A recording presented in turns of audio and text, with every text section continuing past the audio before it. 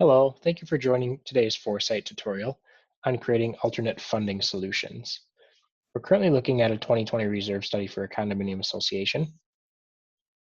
And if you take a look at the recommended reserve contributions, we established an annual contribution in 2021 for $401,000.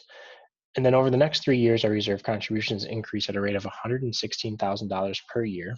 That would be called a stepped funding increase for a period of 3 years, followed by inflationary adjustments.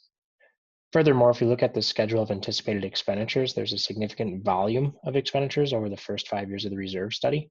This is what's driving the need for the increase in reserve contributions. As you can see here, at the end of 2024, we anticipate having a year-end reserve balance of $414,000. 2024 is our critical year in that our reserve balance gets to its lowest point in time over the life of the study. I'm going to toggle over to a model that I began working on earlier today. And we changed the timing of several capital projects, specifically our roof replacement and then several interior projects. As you can see in 2024, we no longer have a critical year. By changing the timing of these projects, I now have the opportunity and the ability to create an alternate funding plan. So we're going to go ahead and click on the magnifying glass here. And today we're going to look at recreating a new funding plan with a different level of stepped funding increases. So I'm going to click on the fixed value in any year. We're going to click on stepped funding increase. And now we can start working in our funding plan to determine what an optimal funding solution might be. Before we get started here, you'll see that there's a threshold year in 2025. That's where the reserve balance gets to its lowest point in time. And the threshold is $1.3 million.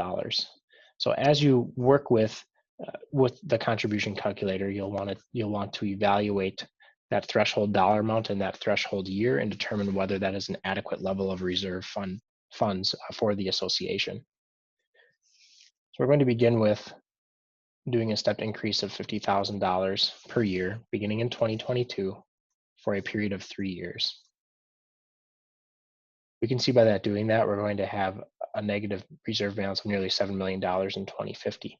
So this is an iterative process where we can start changing these different variables, the annual increase amount, the start year, as well as the length in years to achieve that minimum reserve balance in that critical year or threshold year. So if I want to make this $75,000 beginning in 2022, I can see that now my negative balance will be $3.8 million in 2050. I could extend this to a 4th year. And again, we can continue working with this data to optimize our funding levels. So we'll try $80,000 in annual stepped increases. Maybe we want to extend this to a period of 5 years. So now we have a positive reserve balance in our critical year of $1 million. So if that is a reasonable amount, then we could save this funding plan. If we wanted to optimize it further, we could certainly do that as well.